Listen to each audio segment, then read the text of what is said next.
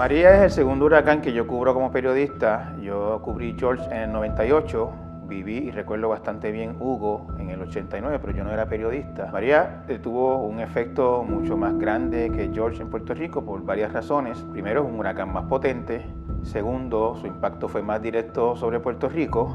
Y tercero, nos sorprendió en un momento en que nuestra infraestructura estaba mucho más débil de lo que estaba en el 98 cuando ocurrió el huracán George. A nosotros la información nos llegaba bastante a cuentagotas, prácticamente pues las comunicaciones y la electricidad estaba fuera en el país, pero siempre nos mantuvimos actualizando el minuto a minuto de Andy. Recuerdo de ese día que las primeras imágenes que llegaron de Cataño. Teníamos un poco de prisa porque estábamos ya en hora de cierre y teníamos que hacer la edición del día siguiente, que era una edición histórica, era la edición del huracán. Queríamos algo que fuera de pueblo, que la gente se identificara, no ir con algo clichoso. Y nos acordamos de La Plena, ¿verdad? Y esa canción tan emblemática, y entonces ahí dijimos que será de Mi Borinquen. En total estuvimos 44 días sin energía eléctrica, que nos llevó a gastar unos 164,000 galones en todo ese periodo de tiempo. Nos sentamos a trazar un plan de cómo íbamos a distribuir nuestros periódicos, porque ese sí que fue el reto mayor. Distribuirlos en refugios, en hospitales, en puestos de gasolina que estuvieran abiertos.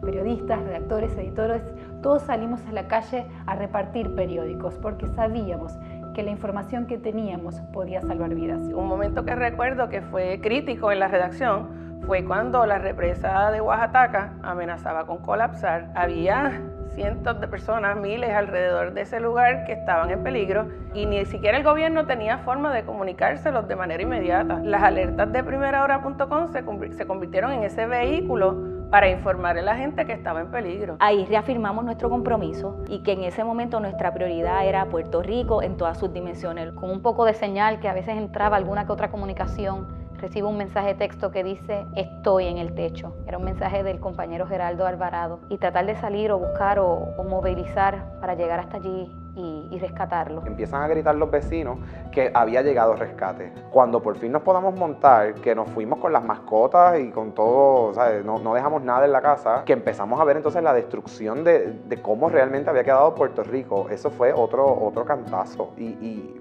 heavy. Ahí entra el shock de adrenalina de que yo decía, bueno, aquí es que está la noticia, yo tengo que ponerme a trabajar también. En ese momento yo no pensé en nada más que conseguir la información. Yo me engancho el ID y empecé a trabajar. Mi casa era de madera y pensé, bueno, si durante el Irma, el último huracán, no pasó nada, tal vez estoy un día, dos y viro el trabajo. Las cosas se pusieron fuertes y decidí, junto a mi madre, que es impedida, abandonar mi hogar y irnos a un sitio más seguro. Creo que fue lo mejor que yo hice porque nadie se esperaba la fuerza que traía María. En cuestión de horas ya lo había perdido todo. Pablo fue el último en llegar a la redacción, hacía una semana que no sabíamos nada de él. Me acuerdo que llegó, nos abrazamos y lo primero que me dijo fue, dame algo para editar. Y eso para mí fue tan importante porque él había perdido todo, su casa, absolutamente todo, y él estaba ahí pensando en trabajar. Una vez nosotros culminamos la fase inicial de la emergencia, salimos a la calle en unas misiones de 48 horas, donde desplazamos